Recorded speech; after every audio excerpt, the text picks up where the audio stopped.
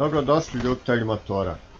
April mjesec je i dan je prohladan sa par stepeni u plusu, ali to nije spriječilo mog prijatelja Marija iz Hrvatske da me posjeti u dalekoj Švedskoj i to na motoru. Upoznali smo se preko YouTube-a gdje on ima kanal Mr. Knight VZR 1400 Adventures. Došao je i taj trenutak da se konačno upoznamo i uživo.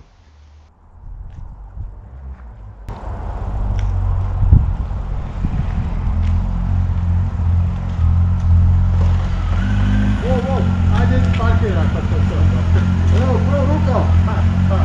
Da se skrzla. Evo, malo je. Danas je užasan dan. Evo ovdje da se.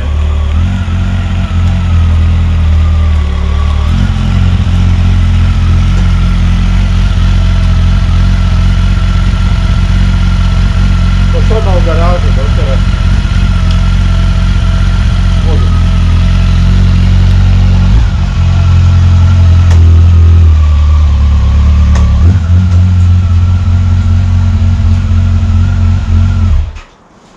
Oj, žalim te.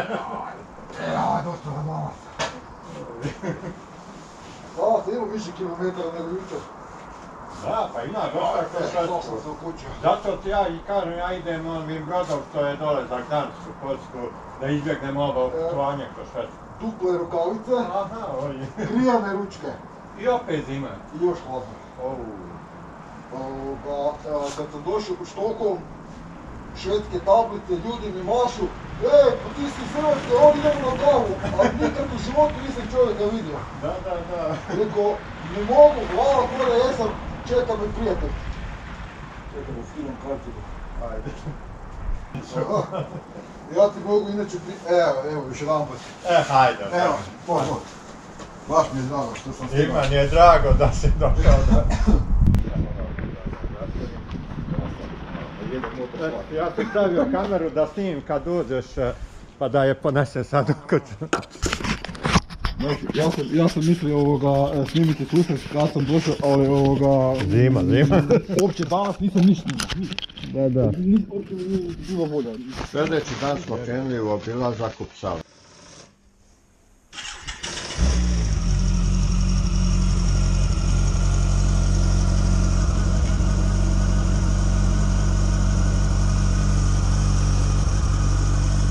Dobro pali.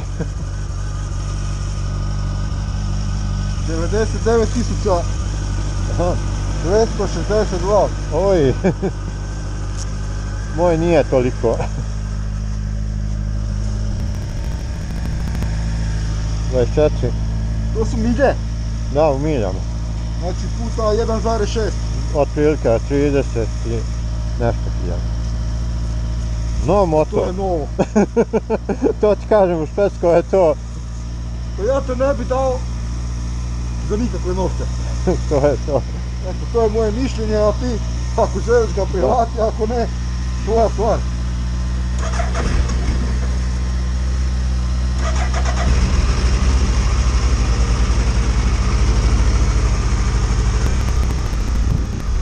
Ghost Rider, stižemo! Idemo.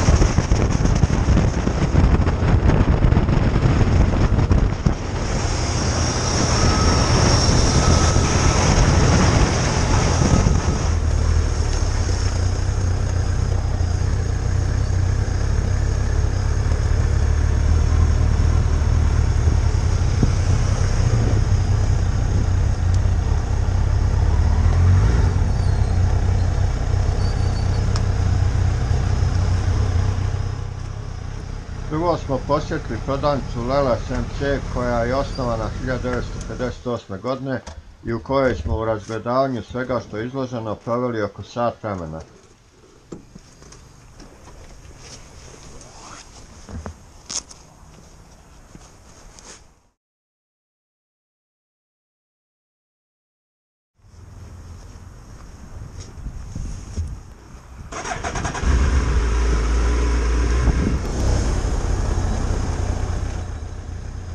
Poslije posjete prodavnicama uputili smo se u obilazak Upsale i to prvo do Kraljevog dvorca na vrhu Brodarca u centru Upsale.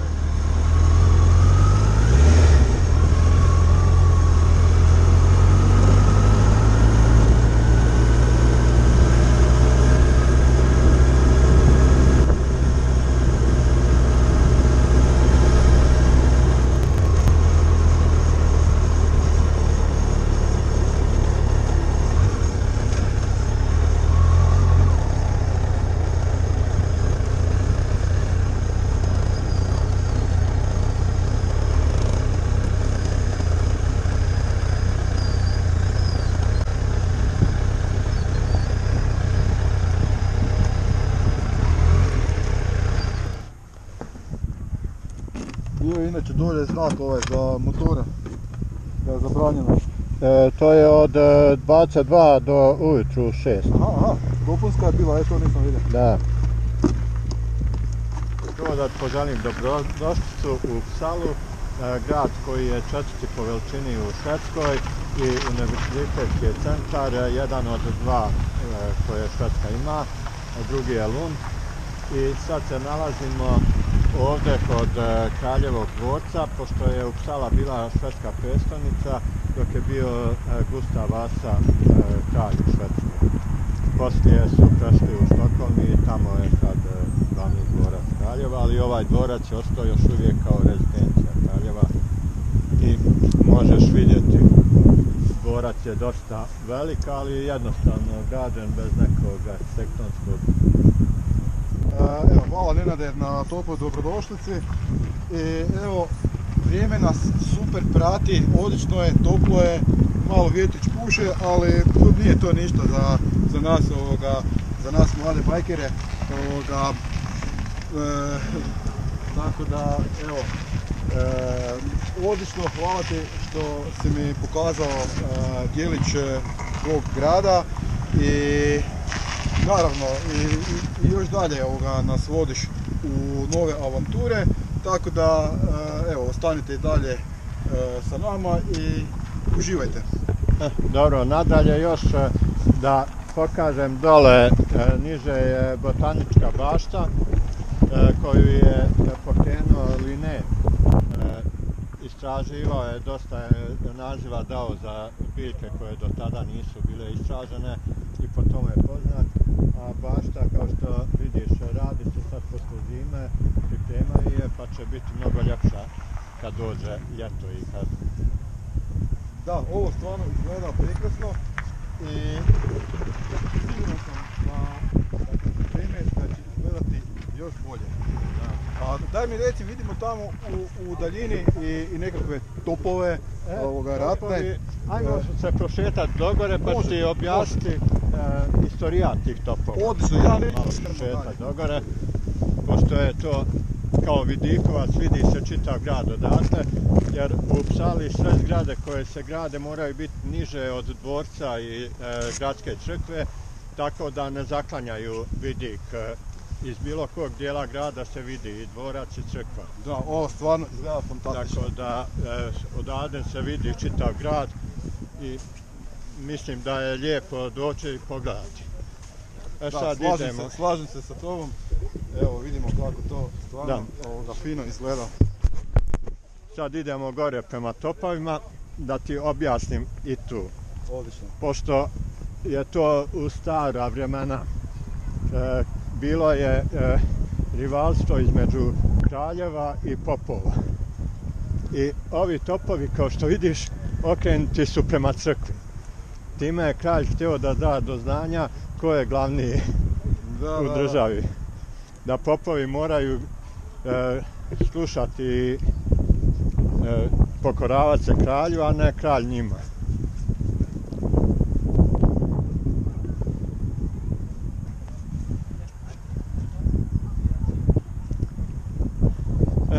Dole vidi se crkva. Crkva je dosta lijepo izgrađena, ima fine sa 2 tornja velika i jednim malim tornjem. Kao građevina je stvarno prekrasna i upečatljiva, što kažem, sa svih strana se vidi. Odakle god da prilaziš u Uppsali, crkva se vidi. Evo, ja kad sam bio prije 2 godine u Švedskoj, nisam imao tako odličan pogled, ali ovo je stvarno danas super i ja inače volim tako površina mjesta, kao što i znate iz mojih videa dok odlazim na planinarenje i to. Sad nisam nešto pretjerano planinario, ali jer smo se, evo vidite gdje su motori parkirani, jer smo se znači dovezli gore po cesti, ali eto, prekrasno je i isplati se doći i vidjeti i gledati i doživjeti to, naravno po ovako lijepom vremenu. Sad ova dole građevina, to je biblioteka velika, univerzitetska, pošto studenti moraju odakle dobijati znanje. Tu je sadržano svo blago koje grad ima što se tiče knjiga i udžbenika i svega. Tako da ta biblioteka je dosta poznata i važna u Švedskoj. Sad dalje, onom dole ulicom pravo, se ide prema zgradi univerziteta, koja je dosta stara zgrada i ima fin izgled, fino je građena. Ne znam u kojem je stilu građevinskom rađena, ali je sa lijepom fasadom i što je malo rijetko u Švedskoj da se ulagalo u fasadu, da fasada izgleda. Da, evo ja ću vam malo približiti da vidite iz koje godine je dole. Nadam se da ćete dobro vidjeti, znači piše na ovoj zastavici 1759. godina. Znači, poprilično je staro. Da. To je.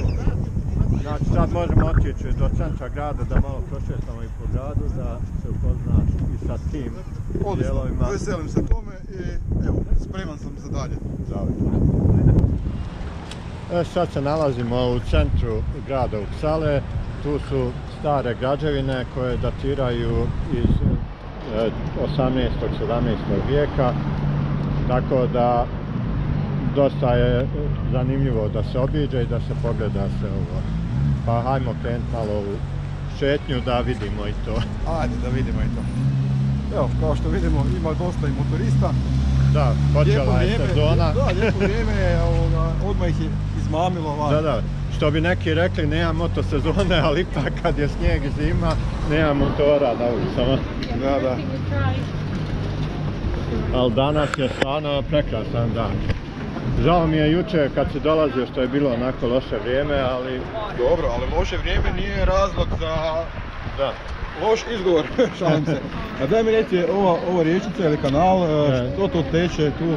To je glavna rijeka koja teče kroz ovo mjesto. Fyrisån se zove i ona je dosta dugačka i ovdje na par kilometara nizvodno se ulijeva u jezero Mälaren, koje je... Tako da ima ovih starih mostova, fino je izgled. Samo što je problem u švedskim rijekama to što im je dno muljevito i onda su dosta prljave i crne, nisu bistre kao kod nas rijeke. Evo, vidi se. Sad možemo duž rijeke u onom pravcu da prošetamo da vidiš. Može, ovo je krasna šetnica i stvarno je lijepo vidjeti ljude vani na zraku i da nema više one grozne pandemije. To, da nije... I da smo svi fino zdravi i veseli i uživamo na suncu. To je najvažnije i da slobodno možemo da putujemo svijet bez ograničenja. Da ne razmišljamo o dozvolama, da li možemo ići negdje. Pa ja sad kad sam dolazio ovdje, bilo je stvarno lijepo, pošto je sad Hrvatska u šengenskoj zoni. Znači, praktički nisam trebao vaditi putovnicu skroz do check-ina na trajekt za Švedsku. Da, i to si morao zbog toga da vide da li si ti taj koji... Samo podatke tvoje, da li si se ukrcao ti koji si naručio kartu ili nešto drugi. Znači to nije ono da je granični prijelaz da pokazuješ da imaš dokument, samo da vide da li si ti taj koji je platio kartu. Sad. A kako je bilo kad si išao na Nordkapp prije 2 godine? Ja si morao vaditi. Znači kad sam išao prije 2 godine na Nordkapp, išao sam dore preko Oresunskog mosta. Tako da nisam išao sa trajektom, nego da, i inače trebao sam vaditi putovnicu. Znači kad sam prelazio iz Danske u Švedsku, trebao sam pokazati svoje dokumente i znači ta avantura me u ono vrijeme koštala 500 kuna znači onda je bilo još valuta u kunama, 500 kuna sa danske i 500 kuna sa švedske strane. To je bilo znači putovanje prema gore, a znači dolje kad sam se vraćao onda sam zapravo napravio krug oko cijele Norveške i prešao sam s trajektom u Dansku. I onda naravno bila je standardna procedura, ali s tim znači kad sam kupovao kartu za Dansku, znači ja sam već onda morao podatke sa putovnice upucati preko interneta i što recimo sad u ovom slučaju nije bilo potrebno preko aplikacije, tako da velim, evo ipak ima nekih pozitivnih promjena na bolje. Sad da te upoznam, ovo ovdje je bazen veliki natkiveni u kojem kao gradski bazen u kojem možeš i usred zime je voda topla u bazenu i može se kupati. Tako da Šveđani vole plivanje i ima par takvih bazena u Psali, ali ovaj je baš u centru grada i dosta je posjećen. Ovo stvarno izgleda... Ovo su slapovi Firisona koji je napravljen da bi, pošto je ovdje mlin bio, ova građevina ovdje je mlin.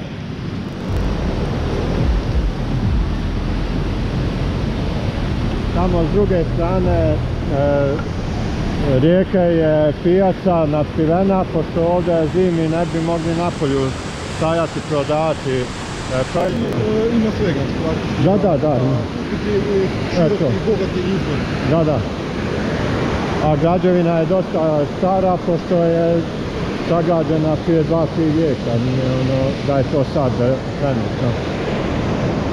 Odavde se vidi gradska crkva, evo vidiš se kako su joj tornjevi i sve to. Malo nam sunce smeta za snimanje, ali... Nema veze,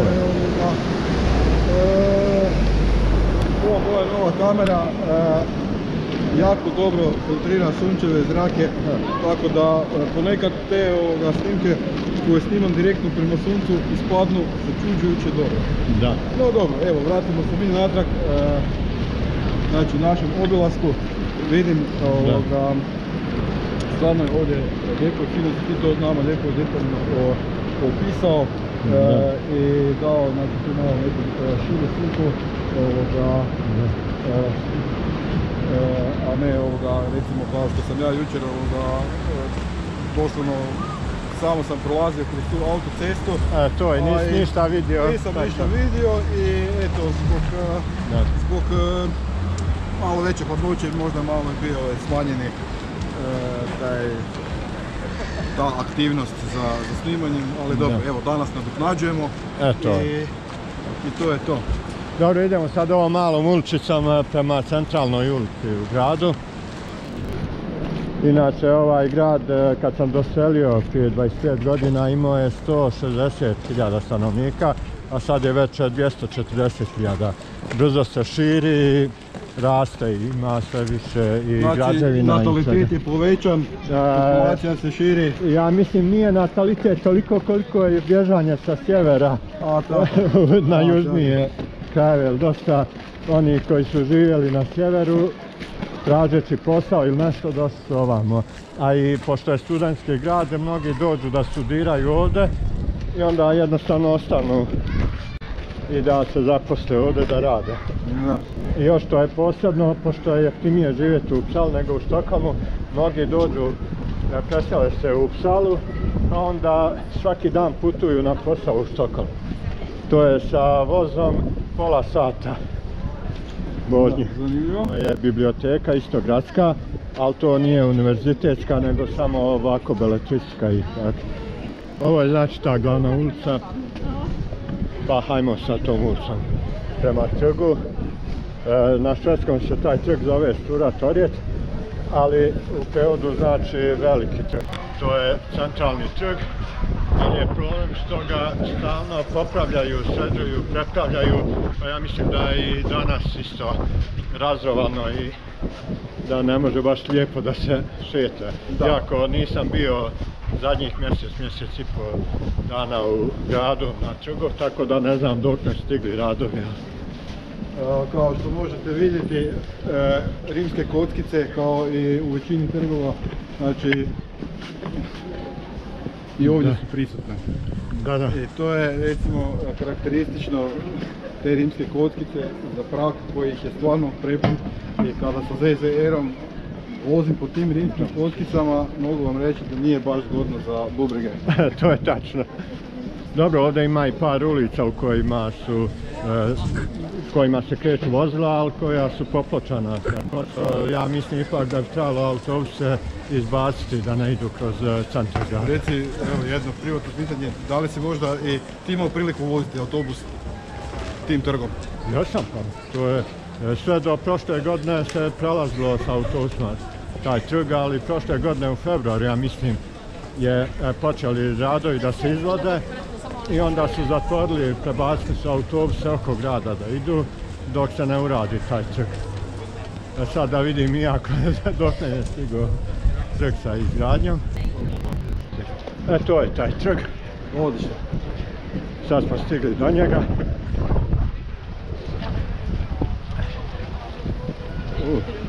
Dosta ga prepravljaju. Evo sad možemo vidjeti to i malo iz ptičje perspektive, kako to izgleda.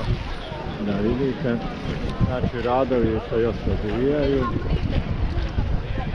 Što bi rekli kod nas, usporili su otežu radove, jer godinu dana se radi. Sad šta će napraviti, kako će to biti, vidjet ćemo kad završe.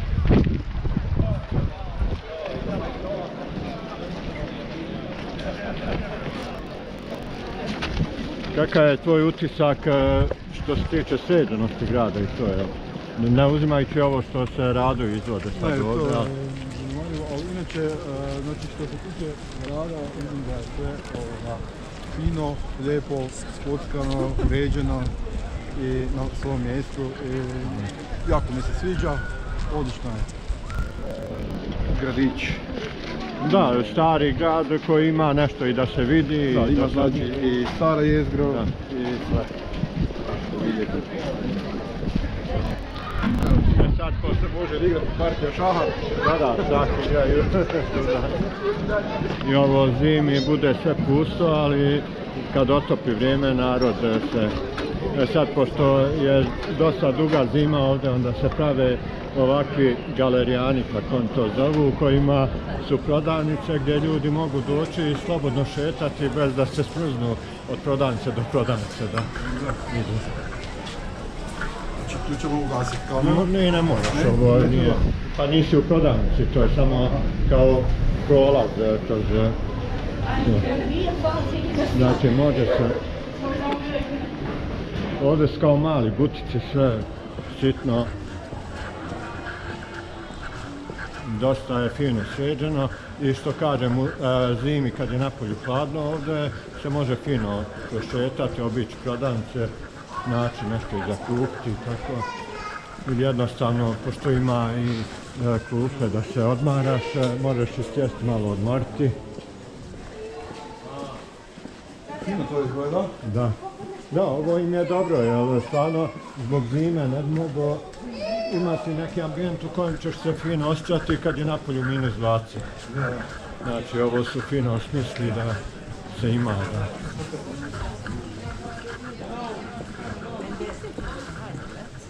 Jel, ovo nisam vidio u nekim drugim državama kad sam prolazio da ima ovako sređeno kao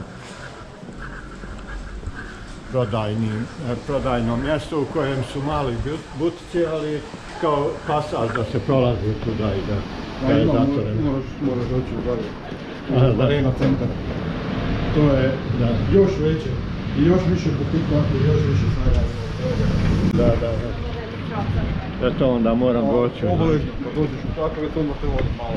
Da vidimo. Jer je samo 100 km od Čakovca. Sad ćemo u drugi takav isti galerijan da uđemo, pošto je ovdje iz jednog u drugi ulaziš da bi obišao sve prodavnice. Iako ima velikih tržnih centara izvan grada u kojima je stvarno onda veća i ponuda i više prodavnica ima, ali ovo su u gradskom jezgru manji ovi tržni centri kao galerijani.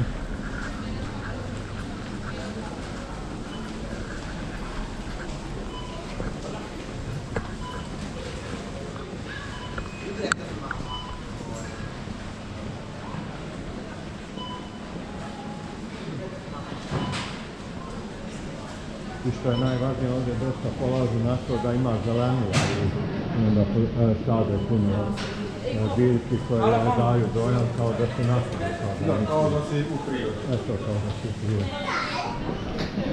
Evo vidiš ovdje ove stakije kako su fino urađene i postavljene tako da stvarno kad šetaš kao da si u nekom parku. Dakle, i mnoge dijelove grada odvajaju jedan od drugog zbog tog što žele da imaju parkove i šume između. Tako da je grad dosta razuđen i veliki po površini, ali sa malo zgrada na pojedinim djelonicama. A i zdravije za organizam, da je bliže prirodi, da ima zelenila, nego da je sami beton. To je recimo što sam bio u Berlinu. Berlin je doslovno pun betona. To je nevjerovatno koliko su oni toga taj grad isbetonirali. Da. Sad dolazimo do željezničke i autobuske stanice. To je znači veliki kompleks. Ispred ova stara građevina, to je zgrada željezničke stanice koja je bila prije. Znači tamo ono. I ona sad više nije u upotrebi kao željeznička stanica, nego je restoran. Veliki restoran. A onaj novi dio zastakljeni sa metalnim profilima urađen, to je sad ta nova stanica. Aj malo tamo crno. Ta fontana je preko ljeta u upotrebi, ide voda iz nje. Ali dosta, pošto je studentski grad, puno je omladne i dosta često naspu šampon u vodu, pa onda sad bude sa pjenom. Ovo je tako ufarbano u zelenu ili je to obični bakar koridirao? Ja mislim da je bakar, da je koridirao i da je dobio tu zelenu. Ovo je bakar. Dobro se zelena uklapa. Ja volim da. Da, fino je urađeno. Da. Malo neobični oblik kipova, ali lijepo je urađeno. Htio sam da ti još pokažem ona velika građevina u staku tamo, to je garaža za bicikle. Pošto u ovom gradu masovno narod koristi bicikle da ide bilo gdje.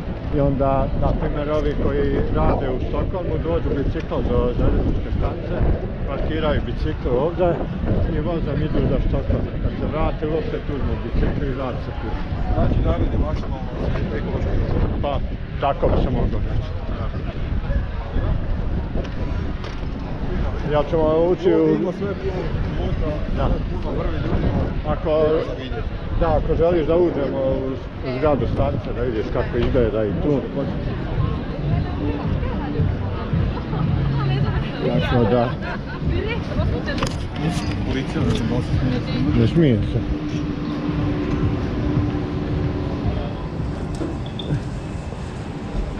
Vidiš, nije veliko, ali ipak se može fino proći.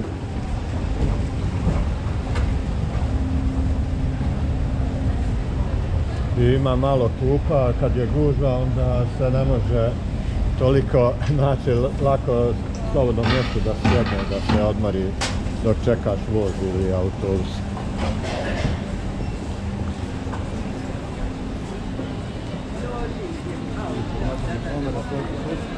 Da, to ima. To. Evo, upravo to. Špijunaža i kontrašpijunaža. Ovdje je podzemni prolaz ispod perona. Znači, gore su peroni za vozove, a mi sad idemo ispod.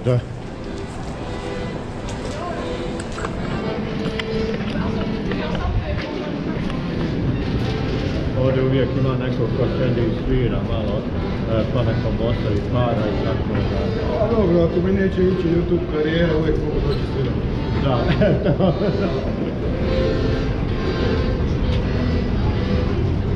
Gore se pokretni stepenica penje do perona, znači ima 10 perona, pošto je dosta vozova koji prolazi ovdje kroz ovaj grad, tako da... Ovo će biti stvarno specijalna epizoda. Inače pravi videe, tako, maksimalno najduži video do 30 minuta. Ali ovo stvarno vrijedi pogledati, doživjeti i snimiti svako slučaju. Dobro. Drago mi je da se svidjelo što.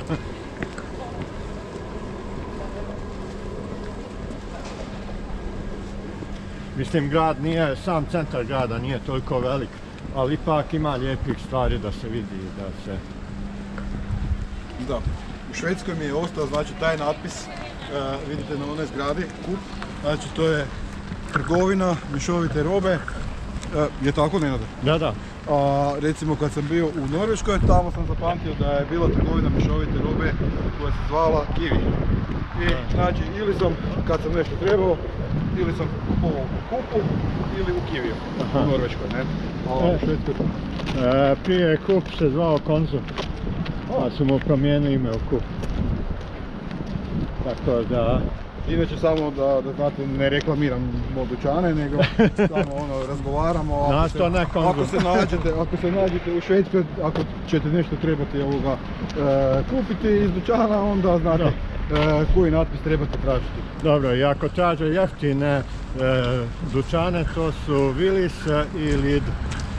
U njima su jeftini proizvodi. Sad smo stvarno... Sad je reklama. Sad je dosta bilo reklama. Dole je garaža za auta podzemna, tako da oni koji dođu da putuju negdje sa vozom mogu tu ostaviti auto par dana da im stoji bez problema da će im neko ukrasti. Znači, obezbijeđena je garaža, video nadzor i sve. I ovo je jedna od novih zgrada, kao što se vidi po fasadi. To je sagrađeno prije 2 godine.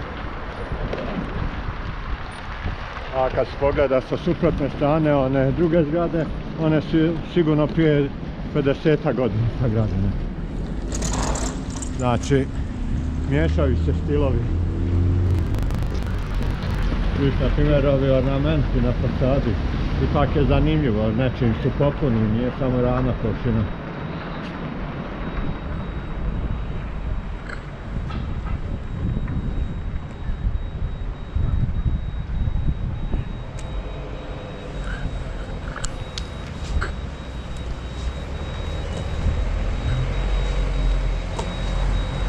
To je alarm ovdje. Baterija. A baterija, pa. Znači, još na zgradi. na zgradi, pa to Ja slušam, jel mi kamera to ovoga... Nije na zgradi, ali on se uključio, neko igra ušao, a nije zatvorio skroz vrata i onda... Ja rekao, baterija mi... Ovdje je bila isto kao tržni centar, galerija, prijem. I tu zgradu su porušili, najvjerojatnije da će trajati nešto u modernističkom stilu, jer ova zgrada preko puta koja je sagrađena prije par godina, koncertni i kongresna kuća, se više uklapa, tu još ima nešto zgrada. Tako da su odlučili da staru zgradu sruše, da bi sagradili nešto u tom stilu da ukope. Sad moramo preći na drugu stranu ulice. Imamo zeleno. Pa u principu ovdje... Nemamo ni semafor, a tamo li zeleno. Nemamo ni pješački ovdje. Tu uopće nije obilježen ni pješački prijelaz, ali pošto mnogi prelaze tu, onda auta staju i propuštaju isto. A evo, da, piše. Uppsala, koncert, da. To je znači ta zgrada koja je dosta moderno napravljena, ali je odskakala od ostatka zgrada na ovom trgu. A vidimo i ovu uličnu svjetiljku koja definitivno podsjeća na uličnu svjetiljku. Jeste, to je to. Znaš ono kad čitaš knjigu pa da imaš svjetiljku iznad kreveta da možeš čitati. Ne znam koji je to umjetnički stil, ali definitivno dobro izgleda. Možda modernizam ako je povezano sa modernom građevinom. Da. Pa sve je to tako ovdje. Izmiješani stilovi. Moderno, starinsko i... sad ćemo je tamo preko pješačkog preći na semaforu. Pa ćemo na drugu stranu.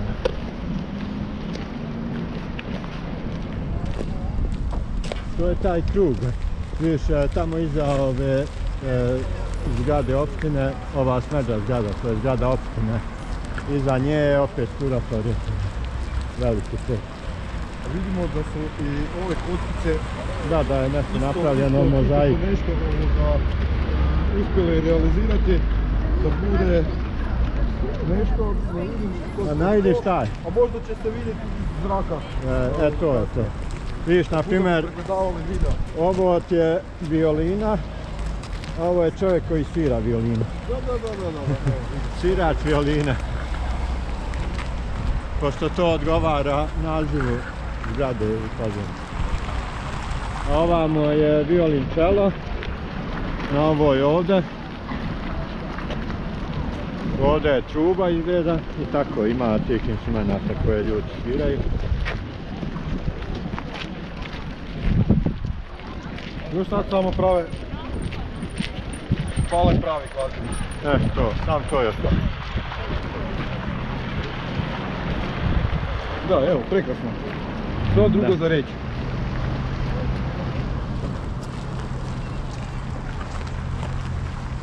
To je taj centar grada, znači obišli smo skoro sve što se trebalo vidjeti. Pa ćemo sad preko ceste i polako se vraćati prema motoru.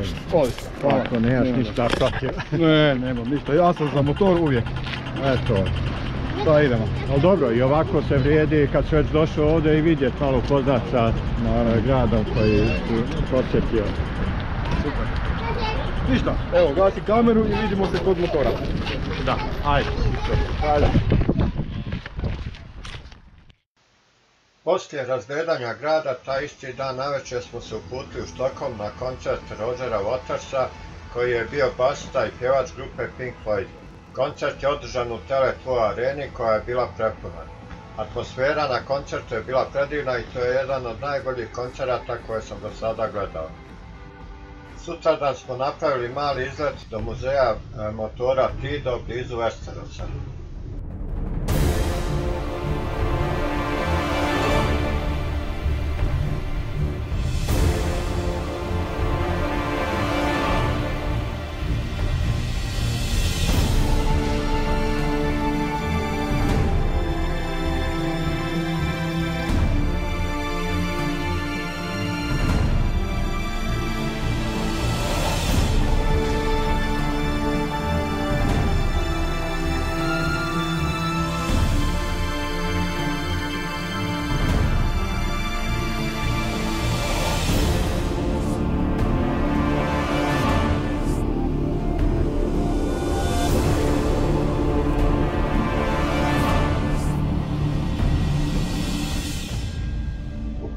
smo svratili do restorana Sarajevo u Enšepingu. Nažalost, ponedjeljak ujutru je bilo vrijeme da se rastanemo. Mario je morao na put nazad. Preko 280 kila. Da. A bio je 500 kubika. A 500 kubika ali čelik. A to je. Pa ne, kao majmor. Ne može mu ništa biti. A niđa mi je 2 puta pao na što kažu u garažu. I uvijek se nešto ošteti, uvijek se nešto. Zahvaljujem se Mariju na posjeti. Ovo je sve za danas. Puno pozdrava do sljedećeg videa.